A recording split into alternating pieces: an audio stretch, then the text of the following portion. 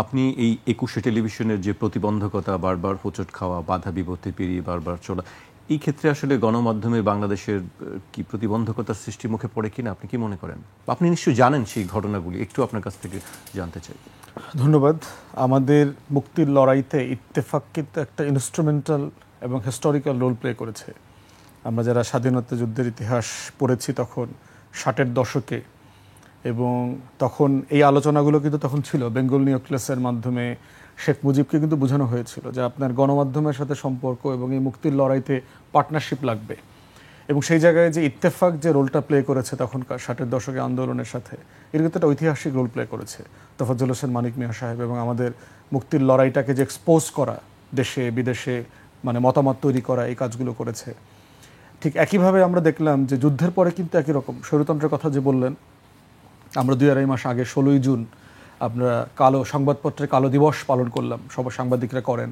৭৫ সালের সেই দিনে আপনার বাকশালের যে জাতীয় সরকার, সেই সরকার আপনার একটা প্রজ্ঞাপন জারি করে ৪টা পত্রিকা ছাড়া সবগুলো পত্রিকা আপনার ক্যান্সেল করে দিল, মালিকানা পরিবর্তন করে দিল, পুরো পত্রিকা ইন্ডাস্ট্রি তারা দখলে নিয়ে নিল। অতএব সেই ধারাবাহিকতা এরশাদ সাহেবও রেখেছে। যায় যায় দিনের সাথে কি আচরণ করেছে আমাদের মনে আছে। তখনকার সময়কার সবচেয়ে জনপ্রিয় ক্যাম্পাসে যারা ছিলেন তারা বলেছেন, জাজেদিনের সম্পাদকও বলেছেন এই সময়টাতে, যে ক্যাম্পাসে সাপ্তাহিক পত্রিকা হিসেবে যে মানে কি পরিমাণ মানে আগ্রহ তৈরি করেছিল তরুণদের মধ্যে, এবং সেইটার মানে কে নিয়ন্ত্রণ করবার জন্য এরশাদ হেন কোনো কাজ নাই যেটা করে নাই। এবং তাকে দেশ ছাড়তে হয়েছে সম্পাদককে, শফিক রেহমানকে, এবং ওনার বাবা মারা যাওয়ার পরে উনি যে দেশে আসছেন একদিনের জন্য 2 দিনের জন্য অনুমতি নিয়ে, এবং আবার চলে যেতে হয়েছে, সেই গল্পগুলো আমরা পড়েছি।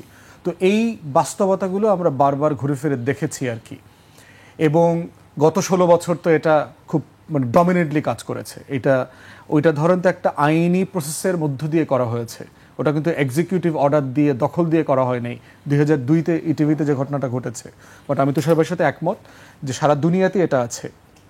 একটা চলমান এন্টারপ্রাইজকে যদি আপনি অবৈধ ঘোষণা করেন, এটার সাথে যেহেতু অনেক লজিস্টিক্স জড়িত, মানুষের রুটি রুজি জড়িত, সব জায়গাতে একটা ট্রানজিশন দেয় যে এই বিষয়টা অবৈধ, এটা বন্ধ করে দিতে হবে, বাট একটা ট্রানজিশনের জন্য আমরা 3 মাস সময় দিচ্ছি কোর্টে থেকে। এই প্রসেসগুলো দুনিয়াতে ফলো করা হয়। তা আমি জানি না তখন এই বিষয়গুলো কোর্টে আলোচনা হয়েছে কিনা, বাট আমরা তখন তো ছোট ইউনিভার্সিটিতে মাত্র পড়ি, আপনার জাজমেন্টে যেটা পড়েছি, তো আমার জাজমেন্ট পড়ে যেটা মনে হয়েছে যে তখন সরকার এই ব্যাপারে যথেষ্ট মানে কোর্ট যথেষ্ট পজিটিভ ছিল যে তারা এই কাজটা অন্যায় করেছে, কিন্তু টেলিভিশন যেন মানে বন্ধ না হয়ে যায়, এটার জন্য সরকার যেন কারেক্ট প্রসেস ফলো করেন আর কি। কিন্তু সেটা হয় নাই, বাংলাদেশের যে কালচার।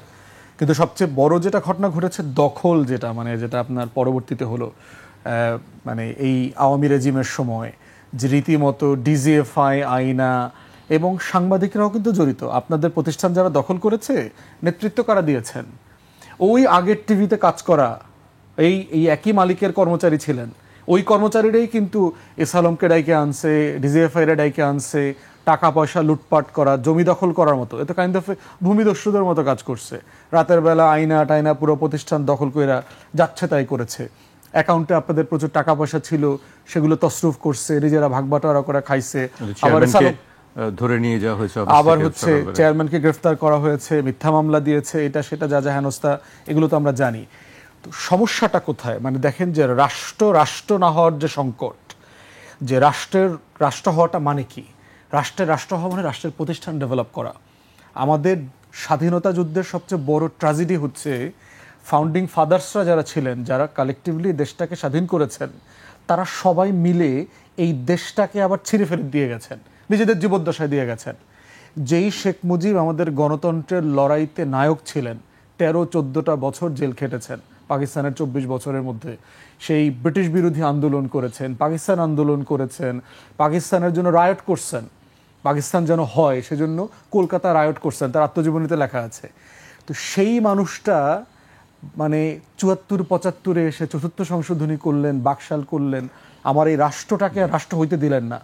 তো এবং এই ধারাবাহিকতাটা আমরা বিভিন্ন রেজিমের সময় একইভাবে দেখেছি। এখন সব দোষ কি রাজনীতিবিদদের? সব দোষ কি যারা রাষ্ট্র পরিচালনা করেছেন? সাংবাদিকরা তাদের ঐতিহাসিক রোল প্লে করেছেন কিনা, আমাদের গণমাধ্যমগুলো তার যে নাগরিক দায়িত্ব ছিল সেটা ওনারা প্লে করতে পেরেছেন কিনা। গত 16 বছরে কিন্তু সেটা আমরা দেখি নাই। ওনারা গণতন্ত্রের পক্ষে দাঁড়িয়েছেন। আপনার টেলিভিশন বলেছে না হয় যে এখানে একতরফা নির্বাচন হয়েছে, কয়টা টেলিভিশন সেদিন রিপোর্ট করেছে? সব টেলিভিশন তো মারহাবা মারহাবা, ইয়া হাসিনা বলে তো সবাই শোকমাতম করেছেন। তো এই গণমাধ্যমের যে ঐতিহাসিক রোল আমরা যেটা প্রত্যাশা করেছিলাম, সেটাও 16 বছরে অধিকাংশ পত্রিকা, টেলিভিশন, রেডিও করতে পারেন নাই। তারাও আওয়ামীকরণ হয়ে গেছেন।